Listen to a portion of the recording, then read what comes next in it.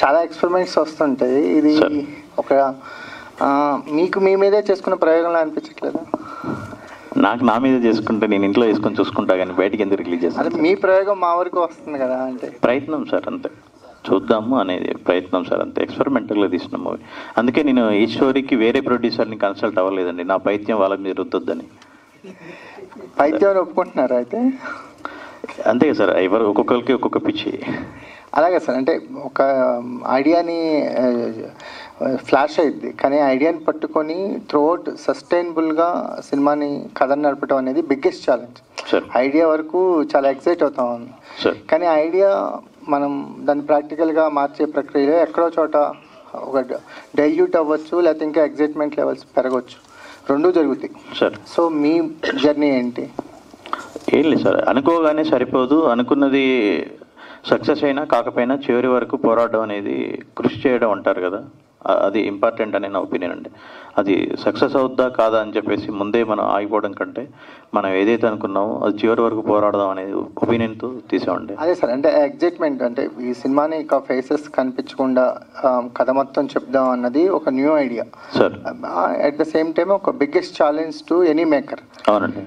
కానీ దీన్ని విజువల్గా ట్రాన్స్ఫార్మ్ చేసే ప్రాసెస్లో ఎక్కడైనా ఆ ఎగ్జైట్మెంట్ లెవెల్స్ డౌన్ అయినాయా మీకు? ఫస్ట్ షాట్ తీసినప్పుడే డౌన్ అయిపోయిందండి.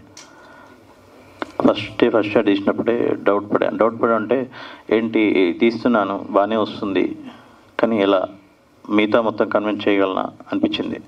బట్ ఏంటంటే వాట్ ఎవర్ మేబీ, ఎందుకు అంటే మామూలుగా ఒక్కొక్కరికి ఒక్కొక్క ఫిలాసఫీ ఉంటుంది కదా సార్, అది ఏమైనా కానివ్వండి.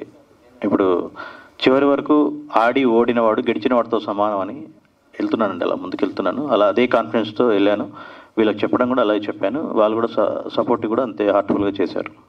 శేఖర్ చంద్ర గారు, హాయ్ సార్. అంటే ఎనీ మూవీకి ఫస్ట్ ఆడియన్స్ మీరు, అంటే ఒక దాన్ని ఫ్రెష్గా విజువల్ చూసి దాన్ని నెక్స్ట్ లెవెల్కి మీ బీజిఎంతో కానీ మ్యూజిక్తో కానీ ఎలివేట్ చేస్తుంటారు. ఆ మూడ్ని ఎలివేట్ చేయడంలో మ్యూజిక్ డైరెక్టర్ పాత్ర చాలా ఎక్కువగా ఉంటుంది. ఎస్పెషల్లీ ఈ మొహాలు కనపడని సినిమాలు వచ్చేసరికల్లా ఆ మూడ్ని ఎలివేట్ చేయడంలో మీ బాధ్యత మరింతగా పెరిగింది.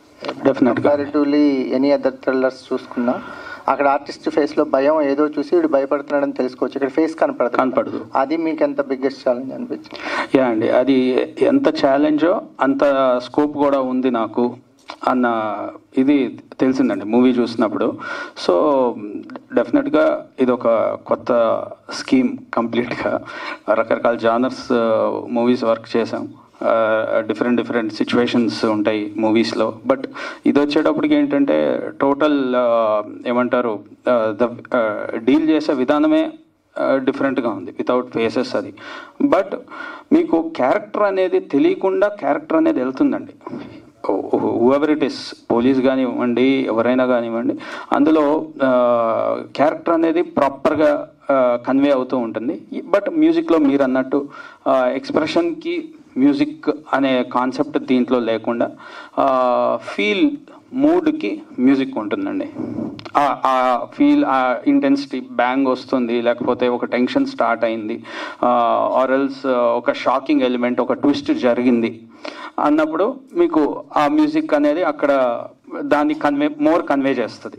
సో ఇక్కడ వచ్చేటప్పటికి ఆర్టిస్ట్ అనే వాళ్ళు ఎక్స్ప్రెషన్ ఇస్తే అది ఒక లిమిట్ వరకు ఉంటుంది. అతను ఇచ్చే ఎక్స్ప్రెషన్కి, అతను పడ్డ షాక్ వరకు ఒక మ్యూజిక్ అనేది ఉంటుంది. సో ఇక్కడ అవి లేవు కాబట్టి music has to be more for the సిచ్యువేషన్కి, ఆ సిచ్యువేషన్కి ఎంత భయపడతారు అన్న మ్యూజిక్ ఉంటుంది. At the same time more years కూడా ఎక్కువ ఓపెన్ అవుతాయి ఈ మూవీలో, ఎందుకంటే ఎక్కువ సౌండ్ మీద వెళ్తూ ఉంటుంది కాబట్టి.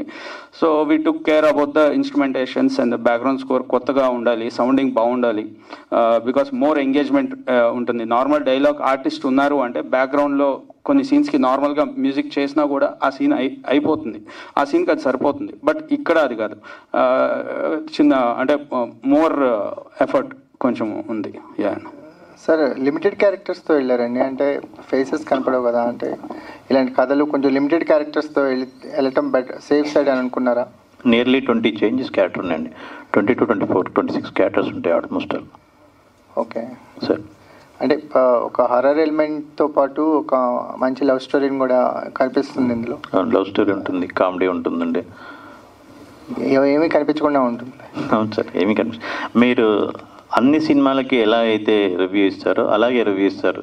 ఇచ్చిన తర్వాత మర్చిపోతారు. ఓ అవును కదా, లాస్ట్లో క్యారెక్టర్ ఫేస్ కనపడట్లేదు కదా అనే ఫీలింగ్కి వచ్చేస్తారు. మర్చిపోవడం మీన్స్ ఆ ఫీలింగ్లో ఉంటారు అని చెప్పడం నా ఒపీనియన్. సో అదే జరిగితే that is the biggest magic అండి. థ్యాంక్ యూ అండి, thank you so much sir.